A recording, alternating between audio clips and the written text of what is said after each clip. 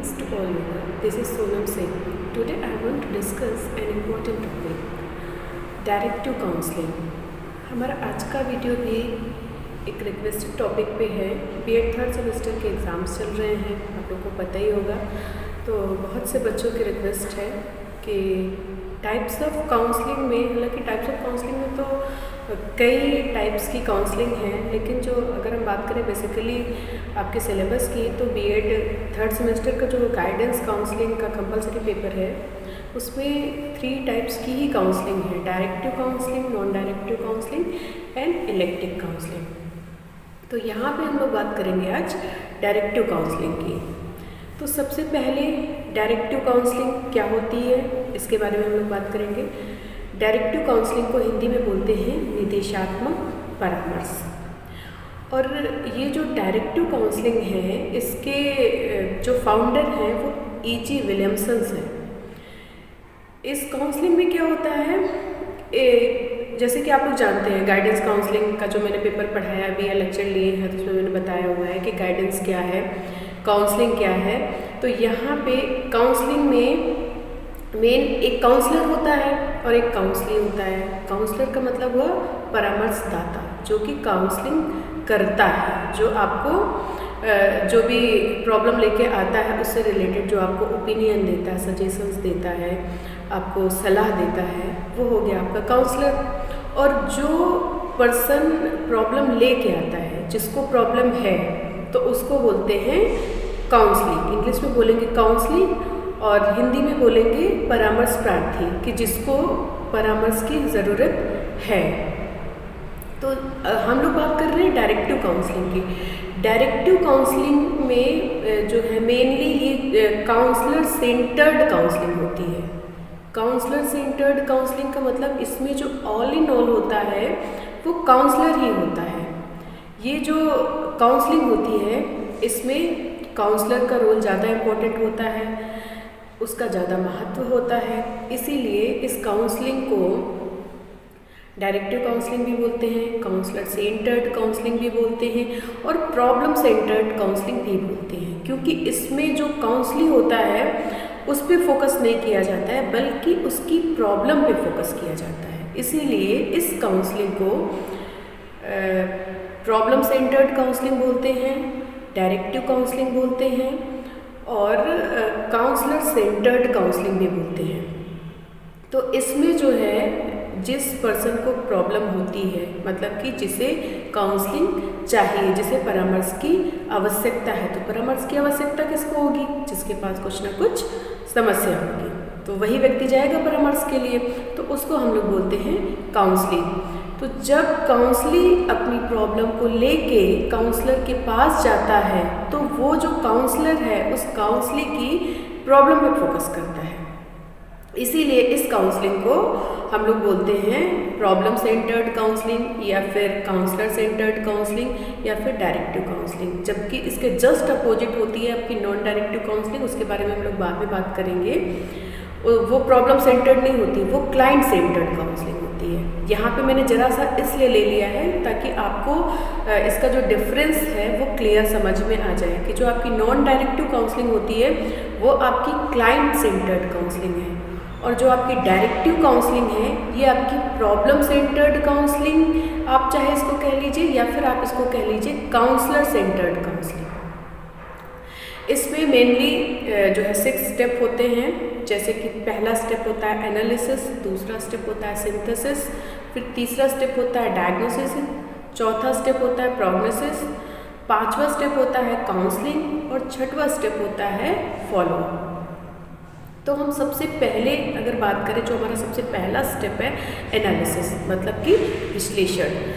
इस स्टेप पे क्या होता है कि जो काउंसली है हमारा, जिसको कि प्रॉब्लम है, वो अपनी प्रॉब्लम बताता है और जो काउंसलर है वो इसमें डेटा कलेक्ट करता है कि उसे जो प्रॉब्लम है वो क्यों है।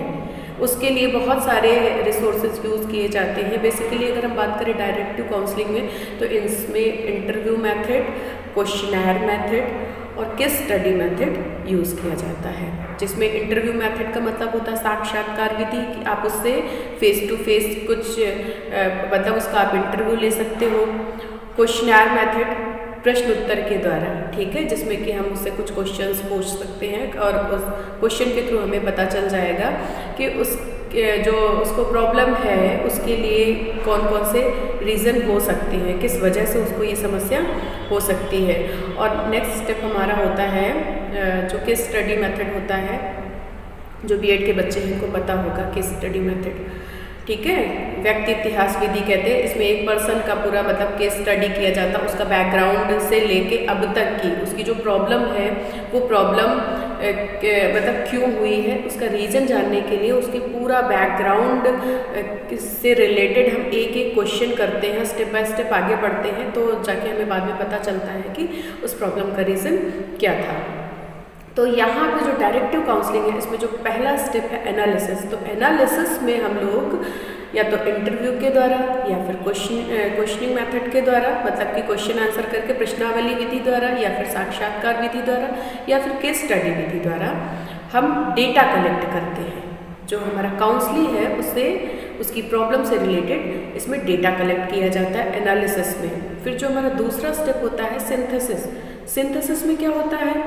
सिंथेसिस को हिंदी में बोलेंगे संश्लेषण। पहला हमारा विश्लेषण, दूसरा संश्लेषण। संश्लेषण में जो हमने डेटा कलेक्ट किया उसको हम अरेंज करते हैं, सिस्टमैटिक वे में हम उसको अरेंज करते हैं कि पहले ये फिर ये फिर ये, जितने भी रीज़न हमने फाइंड आउट किए, जो भी चीज़ें हमें पता चली हैं उन सभी को हम अरेंज करते हैं एक सिस्टमैटिक वे में। फिर हमारा थर्ड स्टेप आता है डायग्नोसिस। डायग्नोसिस हमें जैसे पता ही है कि डायग्नोसिस का मतलब क्या होता है? निदान। तो पहले हमने एनालिसिस किया, विश्लेषण किया, फिर हमने सिंथेसिस किया, संश्लेषण किया, मतलब जो हमने डेटा कलेक्ट किया था उस डेटा को हमने अरेंज किया और इसमें हम डायग्नोस करेंगे, ठीक है। जो हमने अरेंज वे में लगाया हुआ है, डायग्नोस का मतलब आप ये समझ लीजिए सिंपली कि इंटरप्रिटेट करना। यहाँ पे हम उसको जो भी चीज़ें हमें मिली हुई हैं यहाँ पे हम इंटरप्रिटेट करेंगे। फिर डायग्नोसिस के बाद हम अपने नेक्स्ट स्टेप पे आते हैं प्रोग्नोसिस। प्रोग्नोसिस का मतलब होता है कि जो हमने डेटा कलेक्ट किया, उसको अरेंज किया, उसकी इंटरप्रिटेशन करी, अब यहाँ पे हमें प्रेडिक्शन करना है, अनुमान लगाना है कि जैसे जो रीज़न हमें मिले, जो कुछ भी हमने फाइंड आउट किया है, तो उससे हम ये अनुमान लगाते हैं कि ये समस्या आगे कितनी बढ़ सकती है या फिर ये कुछ ट्रीटमेंट देने के बाद ये सॉर्ट आउट हो जाएगी, आगे नहीं बढ़ेगी। तो उससे जो भी रिलेटेड जो भी हमारा डेटा होता है, प्रोग्नोसिस का जो स्टेप होता है उसमें सिंपली हम जो है प्रेडिक्शन करते हैं, अनुमान लगाते हैं। फिर हमारा नेक्स्ट स्टेप आता है काउंसलिंग। काउंसलिंग का जो स्टेप आता है इसमें जो है जो भी हमारी प्रॉब्लम है उसके लिए सिंपली हम ये कह लें कि हम एक सोल्यूशन प्रिपेयर कर लेते हैं। हम सोल्यूशन देते हैं कि इस प्रॉब्लम को अगर ये इस पे किया जाए तो ये प्रॉब्लम सॉर्ट आउट हो जाएगी, ठीक है। तो ये जो हमारा फिफ्थ स्टेप है काउंसलिंग का, इसमें एक हम अल्टरनेट सोल्यूशन प्रिपेयर कर लेते हैं।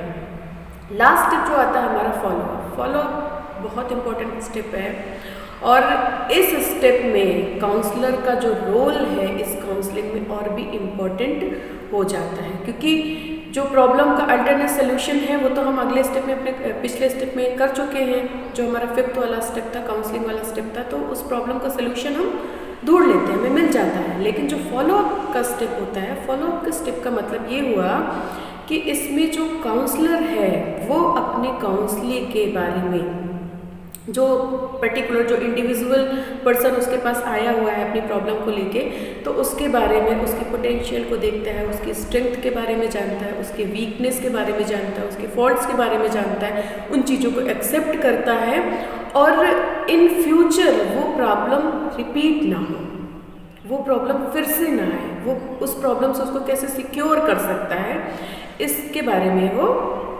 बताता है या इसके बारे में वो मतलब खुद वो समझ जाता है कि इसके लिए क्या करना है, ताकि ये जो प्रॉब्लम जिसका आज हम ट्रीटमेंट दे रहे हैं, जिसके लिए आज हम सोल्यूशन प्रिपेयर कर रहे हैं, तो ये नेक्स्ट टाइम पे रिपीट ना हो। तो ये थे मेन स्टेप डायरेक्टिव काउंसलिंग के। अब अगर हम लोग बात करें characteristics of directive counselling, characteristics में सबसे पहला पॉइंट आपका ये आ जाएगा, कैसी ये काउंसलिंग है, प्रॉब्लम सेंटर्ड काउंसलिंग है। ठीक है, सबसे पहले इसकी विशेषता यही हो जाएगी कि ये जो डायरेक्टिव काउंसलिंग है, जो निर्देशात्मक काउंसलिंग है, ये प्रॉब्लम सेंटर्ड काउंसलिंग है या फिर काउंसलर सेंटर्ड काउंसलिंग है। इसमें काउंसलर का रोल बहुत इम्पोर्टेंट होता है, काउंसलर का रोल बहुत इम्पोर्टेंट होता है। फिर हम थर्ड स्टेप की बात करें इसमें, तो तीसरी इसकी जो सबसे खास बात ये होती है कि जो ज़्यादातर जो इमेच्योर या लेस इंटेलिजेंस या लेस मैच्योर पर्सन होते हैं, जो छोटे बच्चे हैं, छोटे बच्चे इन द सेंस कि जिस फील्ड में वो जा रहे हैं उसके बेसिस पे वो उतने मैच्योर नहीं हैं, तो वो किसी एक्सपीरियंस्ड पर्सन के पास जाते हैं, कोई अनुभवी व्यक्ति के पास जाते हैं, जहाँ से कि उनको सही सोल्यूशन मिलता है, सही गाइडेंस मिलती है, सही काउंसलिंग मिलती है। तो ये भी इसके कैरेक्टरिस्टिक्स में आएगा, ये सारे इसके बेनिफिट्स हैं।